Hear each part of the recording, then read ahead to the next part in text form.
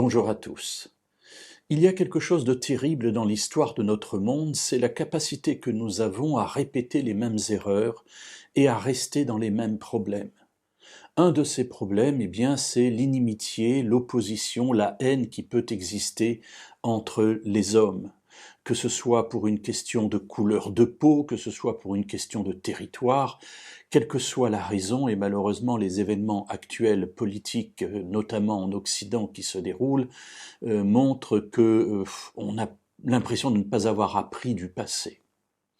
Il faut savoir qu'à l'époque de Jésus, à l'époque biblique, il y avait aussi de telles oppositions, et on les trouvait notamment entre les croyants, donc ceux qui étaient d'origine juive évidemment, et puis le reste des nations, c'est-à-dire les païens, les personnes qui étaient idolâtres, qui ne connaissaient pas le vrai Dieu, le Dieu d'Israël.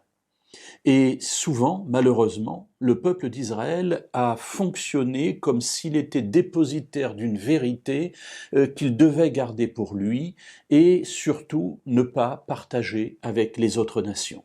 Heureusement, il y a des personnes qui, à leur époque, ont milité, on pourrait dire, pour que le message de la Bible puisse être partagé à toutes les nations, comme Dieu l'avait voulu d'ailleurs et comme il l'avait écrit.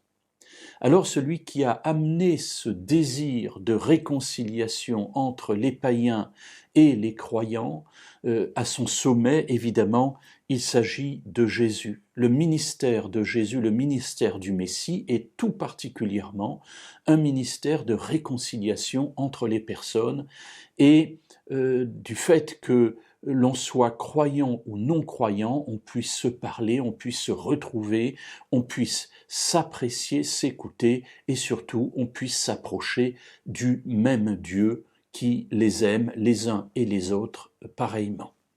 On trouve cette idée dans la lettre de Paul aux Éphésiens, au chapitre 2 et au verset 12.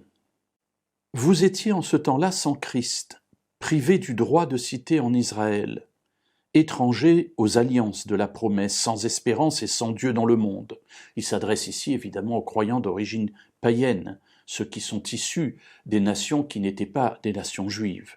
« Mais maintenant, en Christ Jésus, vous qui autrefois étiez loin, vous êtes devenus proches par le sang de Jésus, car c'est lui notre paix, lui qui des deux n'en a fait qu'un, en détruisant le mur de séparation, l'inimitié. » Alors voilà que Paul nous dit ici que Jésus est venu et il est notre paix. J'aime beaucoup cette expression appliquée à Jésus, au Messie.